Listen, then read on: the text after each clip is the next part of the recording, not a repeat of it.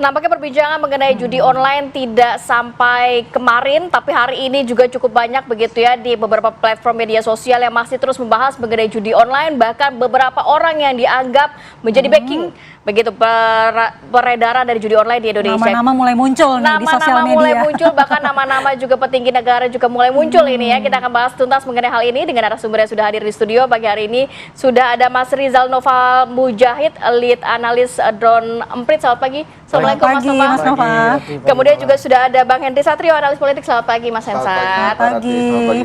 Kemudian juga ada di sambungan Zoom Bapak M. Nasir Konga, Ketua Tim Humas PPATK. Selamat pagi Pak Nasir. Assalamualaikum.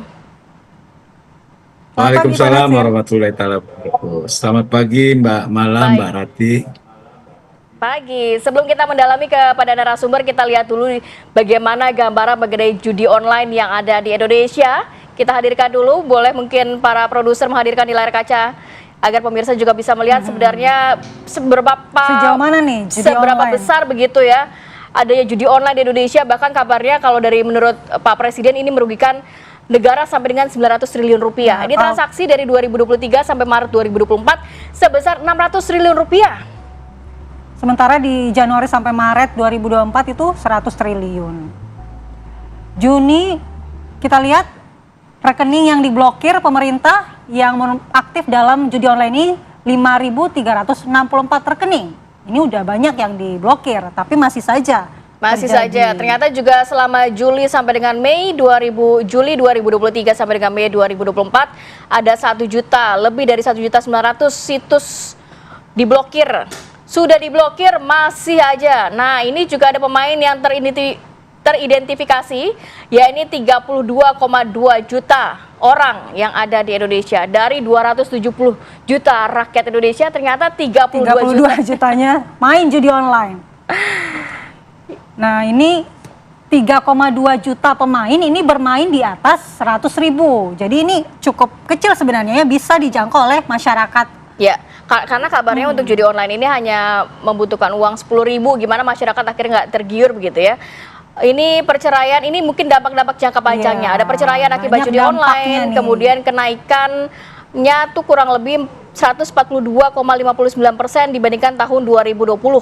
Ada 7.000 transaksi anggota DPR RI dan juga sekjen DPR yang terlibat judi online, dan 63.000 transaksi anggota DPR dan juga DPRD se-Indonesia. Ini bukan main-main, ternyata yang menggambarkan kepada kita bahwa sebegitu mengerikannya judi online di Indonesia. Tidak hanya masyarakat menengah ke bawah, bahkan sampai juga tadi dikatakan anggota DPR, DPRD. Iya, banyak sekali juga oknum dari DPR, pemerintahan, berarti politisi ini semuanya terlibat dalam judi online, bukan hanya masyarakat bawah yang selama ini disebut-sebut sebagai korban ya. Baik, kita akan mendalami ini dan kita coba langsung ke PPATK. Pak Nasir, kalau melihat PPATK terus bekerja keras juga untuk mengusut tuntas bagaimana judi online, salah satunya men-tracing ini sebenarnya rekening ini punya siapa, uang-uangnya mengalir kemana, dan sejauh ini bagaimana sih progresnya Pak? Kabarnya juga kemarin PPATK sempat menyatakan bahwa para pelaku judi online atau pemain judi online yang sudah diamankan oknum Komdiji ini ternyata sempat memanipulasi dari transaksi judi online. Ya, tipologi dari pencucian uang dari judi online ini banyak ya. Para bandar, agen dan lain-lain itu menggunakan rekening aspal asli tapi palsu, di mana mereka membeli rekening-rekening yang digunakan untuk transaksi judi online itu dari masyarakat. Kan begitu mudah ya, dengan uang 200-300 ribu mereka sudah dapat buku rekening dan ATM-nya. Nah, jadi ini ada profesi baru juga nih di tengah masyarakat yang menjualkan buku rekening ya, rekening bank kepada para bandar. Ini salah satu tipologi dari pencucian uang dari judi yang ada. Begitu Mbak Mala dan Mbak Rati. Ya Pak Natsir, kemarin Pak Natsir juga membenarkan dan memvalidasi bahwa pernyataan Menteri Komdigi ada oknum pemerintahan dan politisi yang terlibat dalam judi online ini. Nah, bagaimana PPATK mengidentifikasi aliran atau keterlibatan dari oknum pemerintahan dan politisi di judi online ini, Pak? Adakah kriteria dan indikator yang dipakai oleh PPATK? Kalau semua lapisan masyarakat itu ada, Mbak Mala. ya wartawan aja banyak, presenter juga ada, semua lini Presenter, Pak. masyarakat ada yang bermain judi online. Tapi dari sisi usia itu yang banyak kan antara usia 20 sampai 30. Dan anak-anak di bawah umur 11 tahun pun itu jumlahnya cukup signifikan juga gitu ya.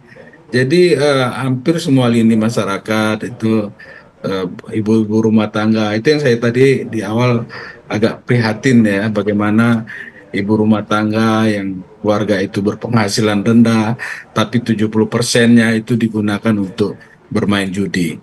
Sehingga yang dikonsumsi tinggal berapa? 30% itu dapat apa gitu.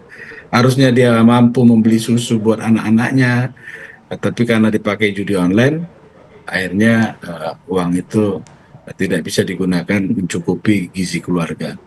Gitu Pak Mbak Nasir, Rati. sudah adakah mungkin update dari PPATK terkait rekening-rekening ini memang benar adanya mengalir ke arah politik begitu Pak? Atau terafiliasi dengan kementerian tertentu selain Komdiji dan lain sebagainya begitu yang didalami oleh PPATK? Ya, jadi hasil analisis yang kami lakukan, hasil pemeriksaan yang kami lakukan itu sudah disampaikan kepada teman-teman penyidik. Jadi begitu proses kerjanya. Di mana pertama kami Oke. menerima laporan transaksi keuangan mencurigakan dari penyedia, dari pihak pelapor. Pihak pelapor itu antara lain bank, ya, insuransi pasar modal dan lain-lain. Juga selain laporan transaksi keuangan mencurigakan, PPATK juga menerima laporan transaksi keuangan tunai di atas 500 juta per hari. Nah, dari data-data itu lalu kita analisis. Kalau ada indikasi tindak pidana pencucian uang, maka hasil analisis tadi kita sampaikan kepada penyidik. Undang-Undang Nomor 8 Tahun 2010 tentang pencegahan dan pemberantasan tindak pidana pencucian uang, ada 6 tuh penyidik. Polri, ya, Ya. Jaksa, KPK, BNN, Bea Cukai, Pajak. Jadi sesuai dengan tindak pidana asalnya mana itu kita serahkan. Gitu. Nah sekarang dengan putusan Mahkamah Konstitusi, PPNS juga bisa kita serahkan hasil analisis yang kita lakukan. Gitu Mbak Rati.